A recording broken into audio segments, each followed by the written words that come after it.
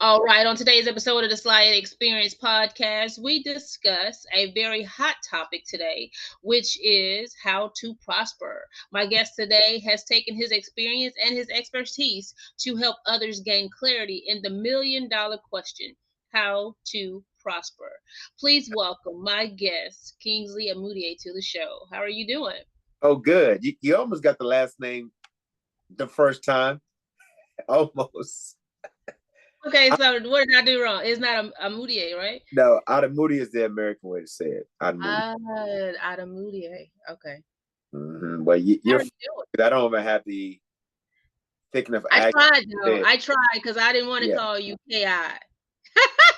You can. People call me KI. I mean, when I meet other Nigerians, my accent is not really thick like that.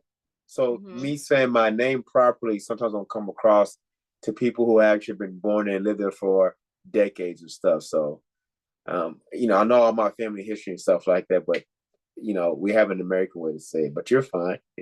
Ah, so I've been corrected once again. I'm like, look, this is going on a year. I should know your name, but okay.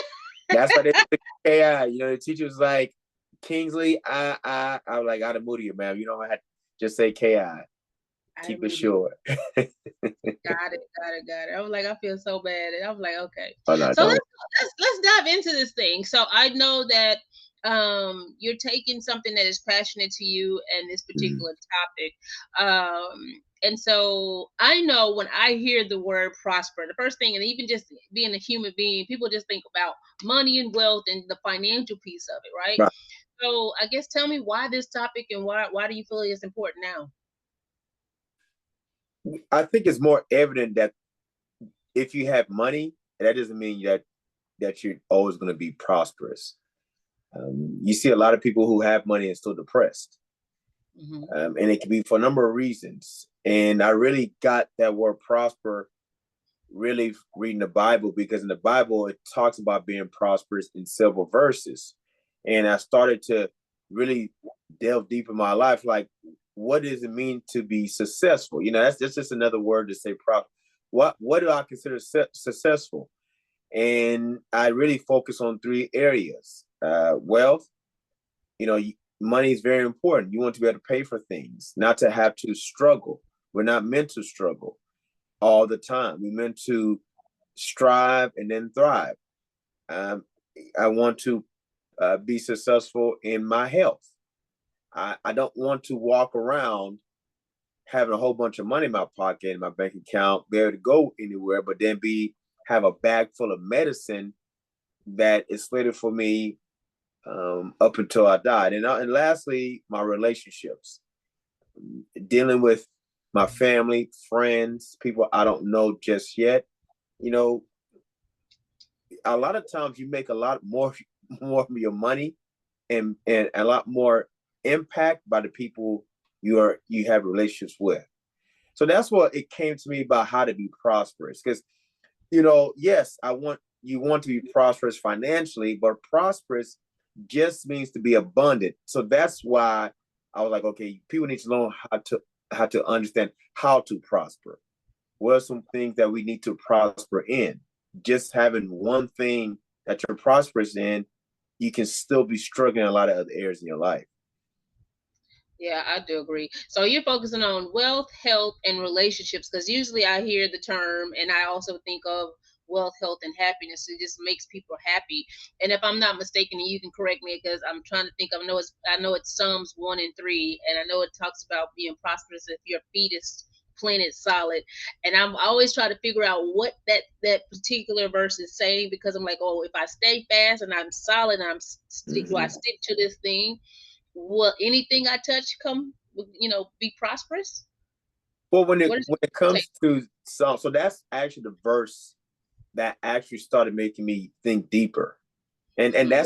that's the invisible leg of being prosperous. Now I mentioned health, wealth, and relationships, but if you don't have God, then your foundation won't be go deep enough when things are kind of going swaying in your life that you won't be able to rebound or overcome.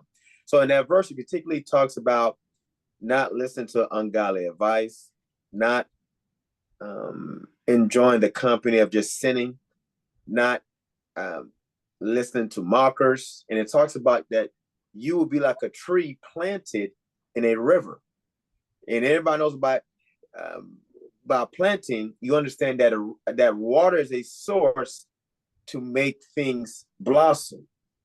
And it also talks about your leaves will not wither, and then everything will come in due season. But before it even gets to that, it's something that we have to be mindful. It says that we need to obey him, obey God, obey the word, and meditate on it day and night. Okay. And once we do all those things, and it's not a lot, we don't get comfortable in carnal things, and we choose to obey his word and then meditate. A lot of times, especially me, I thought self-help books were the source of meditation. I used to be in my room in college, but meditation was actually starting the Bible, and it means to dwell on something. So God wants you to dwell on his word, and then you will be prosperous and successful. So once I started to understand of what I need to be prosperous, then I started to think about, okay, after I had my issues of going through my cycle when my sister had died, and I started to try to figure things out, I started to understand, okay, what were the cornerstones, the placeholders in my life that I focused on to actually get to a point where I can talk about being prosperous. The first thing was when she died, I became very much overweight. I was around 235, 240, and I still kind of deal with a little bit cholesterol issues. It's not on the deep end, but it was noticeable that, okay, they put me on the lowest dosage of cholesterol to prevent it from getting higher. So I was like, okay, the first way to prosper to me, outside of what we talked about, Psalms chapter 1, verse 1 through 3, was I need to take care of my stomach. Okay. I need to take care of things I'm putting in. That's where the health piece comes in. Okay. You'll notice that as you're eating anything that you want that is processed every single day. I just talked to actually one of my friends who I got her a house, I think 2 or 3 years ago, and she started intermittent fasting. I was like, oh, okay. I didn't bring up anything about God. I said, how you been feeling? She's like, man, I'm feeling clear. Like I'm losing weight. I'm going to sleep better. And it's funny that when you start on your cycle, I mean, not just like your season of transformation, things tend to get revealed on where you need to work on. Yes. So she started at intermittent fasting, but she's telling me all these benefits, which I've experienced. So health is a big component on prosperity, because if you are over inflamed on processed food, even if you get money or have nice relationships, your mind's gonna be fogged. After I started working on my weight, getting it back down again, I started really focusing on, okay, wealth, right? And what I noticed was through my journey as an entrepreneurship, I always had things that I dealt with as far as profit. So after my sister died, I got into a routine reading the Bible. And then I noticed uh, in Genesis, in the Garden of Eden, how he separated it into 4 rivers. And if you look at the symbolic, because if you talk about money, the code name is they talk about currency. And when you think about rivers, it's a current. So when you look at it, it gave me insight that, okay, I need to change some of the things on how I'm dealing with my wealth. Like just waiting for profit is seasonal. Like if I make 30,000 here, 20,000 here, only in lump sums, that looks fine on paper. But if I don't have anything as far as different types of rivers, cash flow coming in, then sometimes I can get stuck like Chuck in as far as, okay, man, I think I'm doing good, but I'm still struggling. Like it. So that was the second pillar. First was my health, then my wealth, and then I was like, okay, I done made 6 figures by myself. I done done all this by myself, but I still feel like there's some doors that haven't been opened. And then I through my journey on learning how to prosper, because that's a journey that never stops. Okay, I just want to be clear with the audience that just because I'm talking about prosper, and just because I feel like I may be at a better place, Mm-hmm. the journey it's always a process, because once you kind of figure something out, something else will be revealed that you need to work on. So I came to, meeting other like-minded individuals at the Myron Golden event really showed me about relationships. Now, I'm a fun person to be around. I don't really have a lot of bad blood to nobody. I don't know, maybe somebody's secret, but I don't really have bad relationships. But I really wasn't leaning on my relationships. Like now that we revamped our website to howtoprosper.com, I was like, you know what? I know people who can do certain things. Mm-hmm. Before, I'd be like, you know what? Let me just do everything by myself, and then it will cause me to procrastinate and cause projects to prolong. Okay, but once I started going through my spiritual journey, once I started reading the Bible, asking for wisdom and understanding, some things started popping out. Like when Jesus came, he immediately, once he started his ministry, started telling the disciples, "Follow me." He got 12. He built relationships because he knew he was leaving, that people could minister and carry on the message without him physically having to be here. Yeah. And I started, go ahead. No, I don't want to interrupt. Go ahead. Go ahead and make your point. I have a question about that though. Yeah. So I started thinking about, like, I need to start working on my relationship. So even when I came to my logo, I was like, so my cousin, he couldn't do it at the time. So I was like, you know what? I have a teammate who did one of my logos on one of my first businesses after college. I was like, let me just talk to him. Mm-hmm. Instead of going on Fiverr and stuff like that, I said, I know somebody who I respect his work, who can do work, and I will pay him.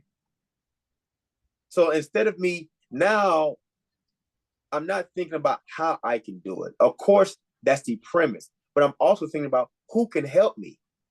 I've helped a lot of people. And the one thing about leadership, which you talk about in Elevate to Clarity, is that leadership, you serve first. So I've been serving, so I know I got deposits in some relationships that I haven't cashed yet. Yeah. Yeah, you actually stated something that I wanted to go back to when you were talking about the streams and the river, right? And then I think that was another thing what the people have to understand when it comes down to multiple streams of income. That's also where that comes from, because you have to have one stream before you can have multiple streams. And so when you were actually going back and you're saying how, you may have the 30,000 come in here, the 20,000 here, but you're making it in one stream, and now you're trying to either pivot and you're creating another branch, or you know what I mean, another way to make money or to prosper. Am I right? Yeah. So yes, you are right. But what I was talking about was how I was dealing with my finances, where my focus was. So a lot of times we focus on the profit, the big gains, right? Mm-hmm. But the problem with profit is that's not trackable. So I'll give you an example. In real estate, if I want, and I didn't catch it.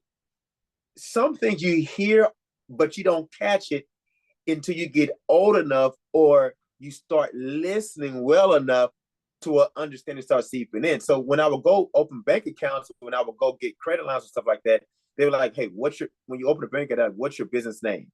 I'll say such and such. They're like, "Okay, what you do in real estate?" Then I ask. They're like, the bank kind of fried on certain things. So if I'm flipping houses, right, the bank doesn't want to lend on that, because flipping house only brings in profit. You can't track profit. It's good. Like if you make $100,000 off a flip, that's good profit, but I can't track that. I can't guarantee you. That's why if you work for somebody, like now we've converted our LLC to an S Corp, I'm an employee of my own company. So I have a salary. So I'm saying I'm making $50,000 for my company, whatever I put on there. I've established the other stream, cash flow. So as business owners, when I'm talking about streams, I'm talking about the different components of how your money's coming in. Not specifically saying, okay, I got money coming from this, I got money coming from that. I'm talking about establishing the the the the currency in your wallet. So the first thing was profit. Then the second thing, and I feel like you should be kind of working on those simultaneously, is cash flow. So when you go, if I go to a bank and I want to buy an apartment and I have a contract for me to purchase, the bank can lend me money on that because the rent is considered cash flow, not profit. Yeah.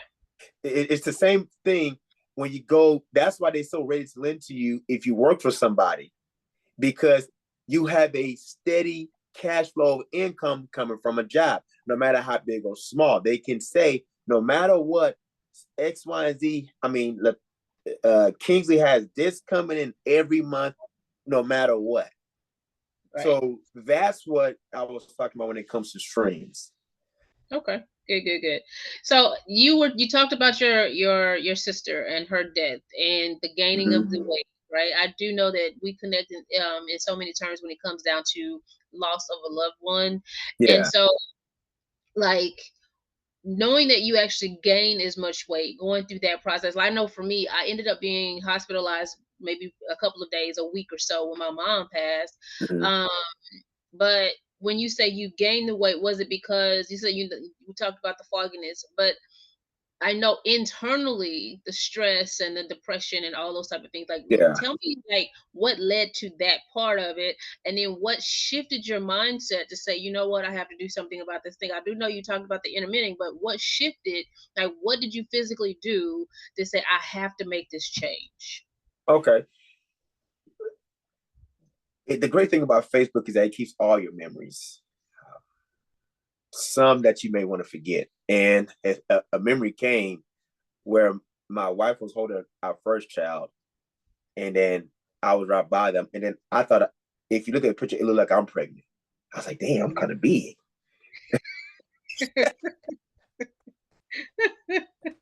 Okay. I was like, who pregnant here? You know? So I was like, man. And then at the time, you know, I love playing basketball. And I started to notice that some of these slow guys were kind of like, I was kind of huffing and puffing. So the biggest change came when I went to a homecoming. As some of your listeners may not know, I joined a fraternity back in college, Alpha Alpha. So I went to homecoming. I was hopping, as they say. The next day, that Sunday, my back was hurting. I was like, I'm in a lot of pain here. So much that the couple weeks started going, I couldn't sit down and lay down for no more than 10 minutes. So my cousin, who owns a chiropractor office, she took an x-ray and my hips were like this. Oh, wow. And I had a sciatica nerve issue. Sciatica nerve is the largest nerve in your body. So every time I sit down, it was pressing on the nerve. So in my mind, I look at the x-ray, I was like, well, if I can eliminate my stomach fat, my body should realign. And it was a struggle. It took me about 8 to 10 months. And it's so crazy. I went to get a registration sticker for one of the cars, one of the vehicles that we drive. And the guy was just walking stiff. And I was watching him. I was watching. And I said, hey, are you having sciatica nerve issues? He's like, how do you know that? I just looked at you and some of you have sciatica nerve issues. So I told him my struggle. And I told him how I got over it. So the way I started getting over it was like, okay, the x-ray was a reality. First came the pain, but it had been manifesting. I just didn't know. When that pain come, I was like, man, I can't take this pain. Because anybody who had that sciatica nerve issue, they understand, like, I don't really take a lot of medicine, but I was popping a lead every 3 or 4 hours. And I'm like, I can't do this. So I just started working out, being consistent. And once I started regaining my muscle in certain areas, my body naturally realigned. And I don't deal with it to this day. But it was it was painful losing that weight. I had to come to terms, and when you go to a doctor, they look at you like, you don't look like you shit. After I started losing weight, I was getting everything back. And then, my yearly physicals, the doctor was like, your cholesterol just a little bit elevated. So it's like after you feel like you figure something else, figure something out, something else is around the corner. So it's like I had to come to terms with that. My eating was my problem, and then I have to actually understand that what were my triggers: stress, not voicing things, caring too much, and not looking for help. So all these things came to fruition. But yeah, that physical part of that sciatica was one of the things that really spearheaded me to start losing weight. Well, that's good. At least you identified it. Like it was like, okay, I need to make this change because so something was just wrong. And so we just need to listen to our bodies, and it'll tell you like, hey, you said you couldn't even breathe just laying down, and Right. just for a period of time. So you also mentioned the relationship piece. So I know for me, I've been married now over 17 years. I've been with my husband over 25 years. Uh, Met him when he was in college as well. And so the relationship piece of the prosper, like I think when it comes down to that is more so it's not about the couple. I think it's still how you show up individually. So tell me like how would you help someone in that area of prospering within the relationship or even just by themselves, because I feel like you got to know who you are Mm-hmm. first, right? So Right. before you can actually contribute to a relationship or someone else. So walk me through that. Tell me about that. Well, it was interesting that on my journey on the health part, I read about unclean meats, right? But if you go further in the New Testament, Jesus specifically says that what you eat unclean, you can eliminate. But whatever comes out your heart, whatever comes from your heart out your mouth defiles you. A lot of Mm. times our relationships are damaged because we have really unforgiveness that's rooted in our heart. And I actually had to come to terms with that. It was very painful because, you know, if you don't trust a lot of people, why is that? It's not always everybody's untrustworthy.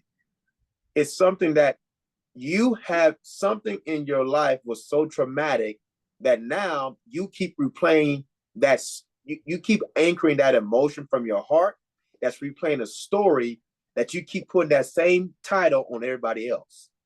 Hmm. So when it came to relationships, I had to identify because I have fun with people, but there's certain things I used to get irritated. So I had to, you know, the problem with transformation is that you start to reveal a lot of your ugliness. Mm-hmm. I think about fire. Fire serves two purposes. It will burn something to an ash, or it would cleanse something by bringing the impurities to the surface.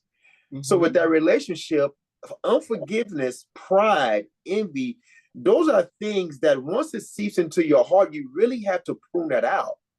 Like you have to start looking what did I go through to make me think that everybody acts like this? Who taught me that that type of chaos was normal?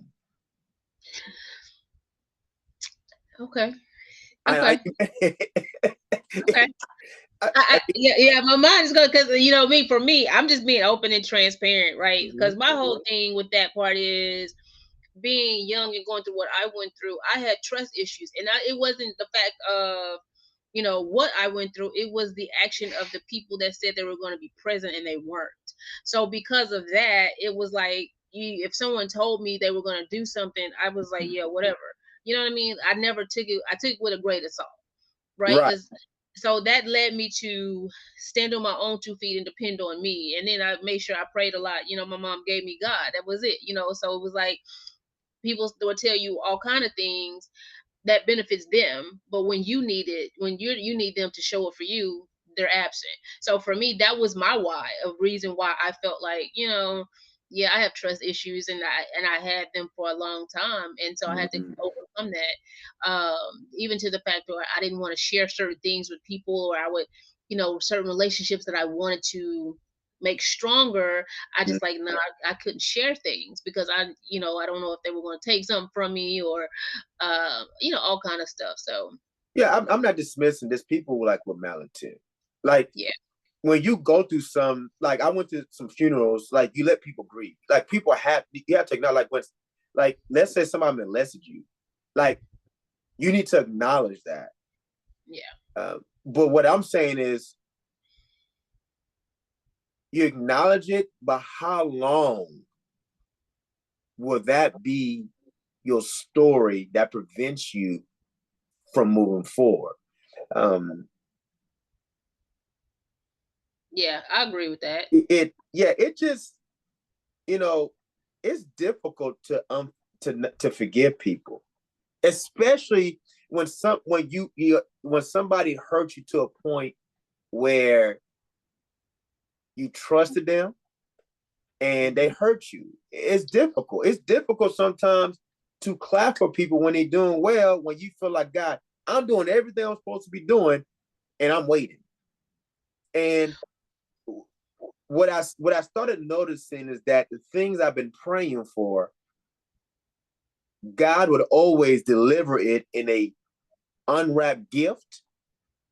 And me personally, I can't have faith until I have situations that I need faith in. So it's like when you identify what you're struggling with, he's always going to send you situations to help you overcome, but we have to have the discernment to understand that. And I think that's where it gets shaky, because it's like you keep thinking that, man, woe was me, but like, no, he's trying to get you over, but you still stuck on the situation, not understanding that that test is your testimony. Yeah. So it's that's where like all these things start to blend in. You have to start being aware, and before you're aware of what I need to do, you have to understand of what I'm lacking. I like that. Yeah, I do agree with that because I think I just recently spoke on that as well. Is and it's funny because as soon as you forgive and you like give it to God and just let it go, you feel so much better because it's Feel much you better. when you holding on to something, they're going about their business. They don't care about how you feeling. It's like Yep. you holding yourself stagnant, trying to not be present. You don't want to be around this person. You can't. Who Yeah. cares?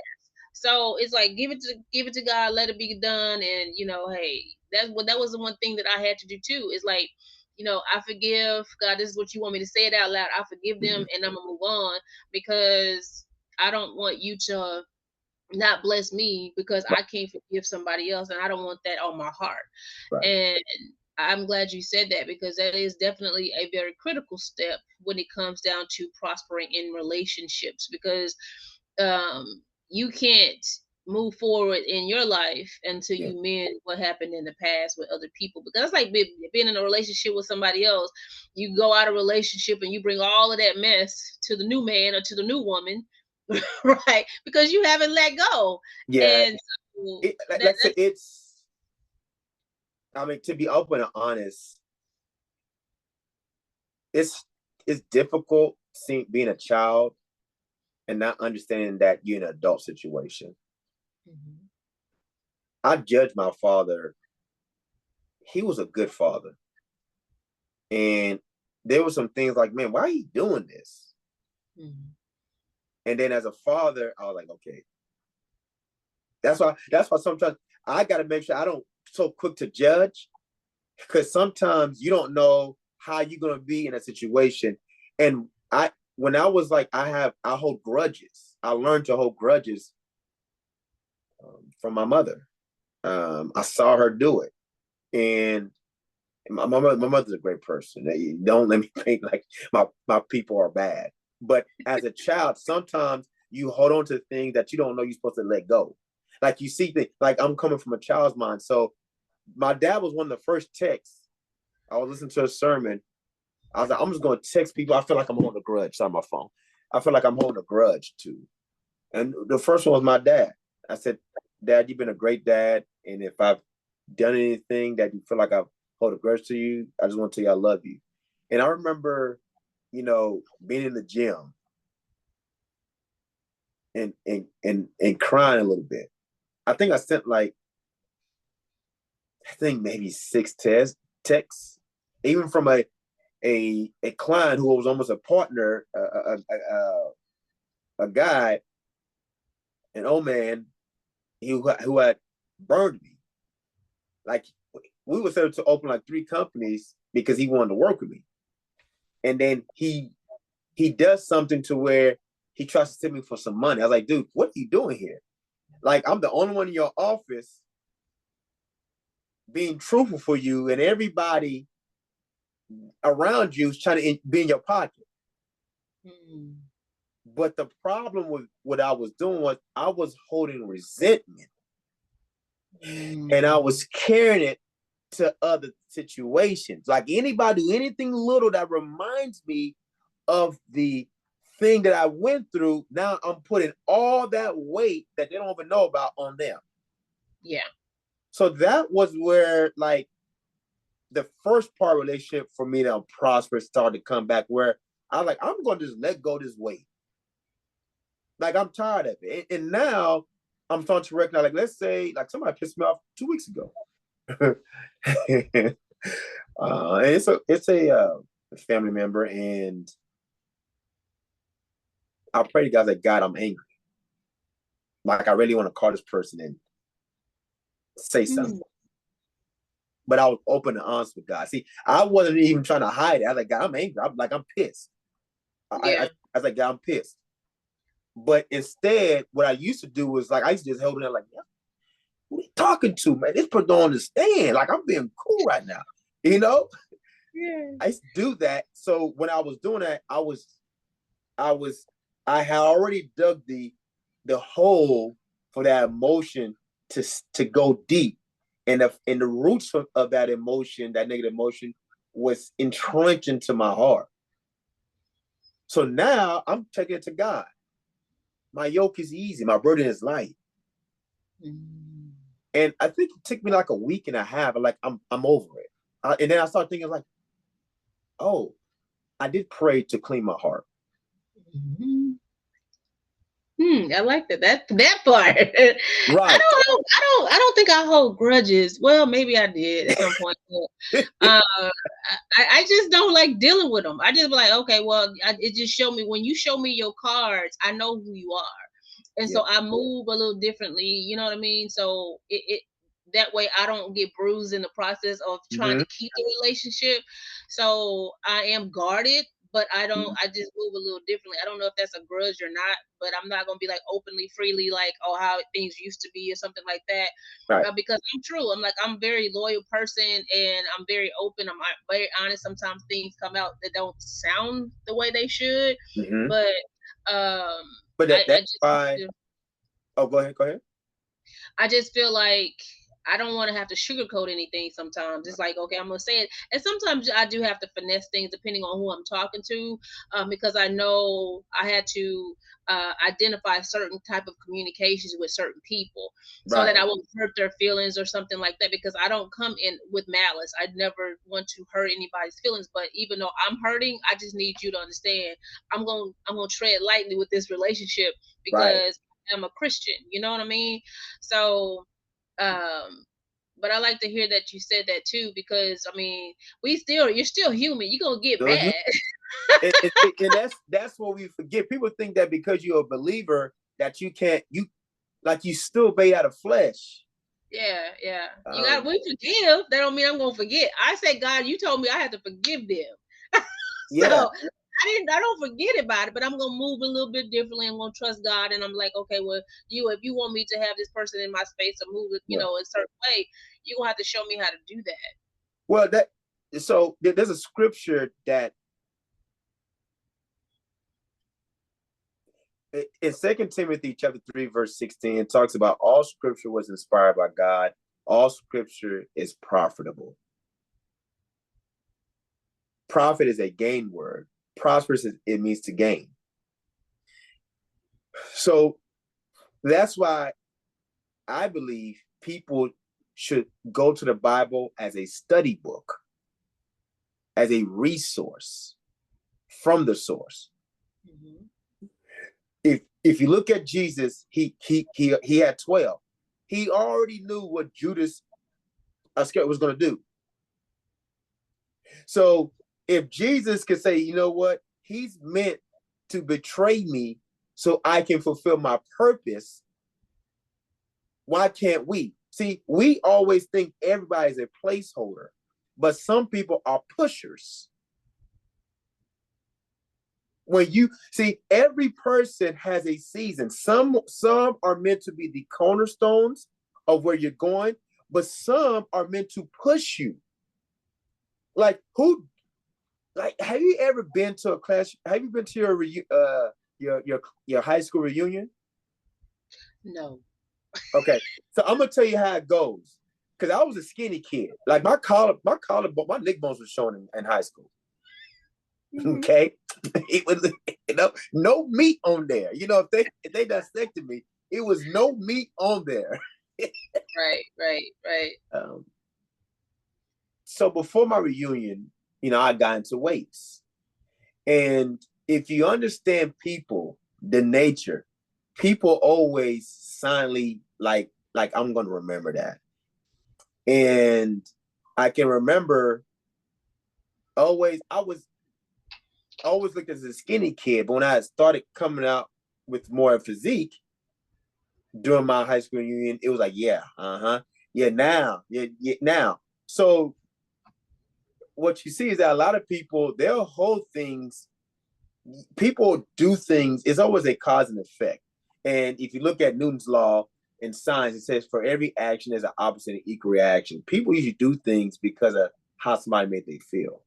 Yeah. And insecurity is a big thing. So, when you're dealing with those demons, when you're dealing with those thoughts, you just gotta say people are gonna be people. It's not our job to change them.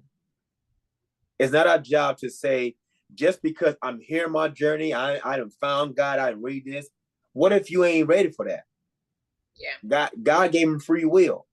I got to give you free will. It's up to you. My only concern is going to be, how is my relationship with my Father?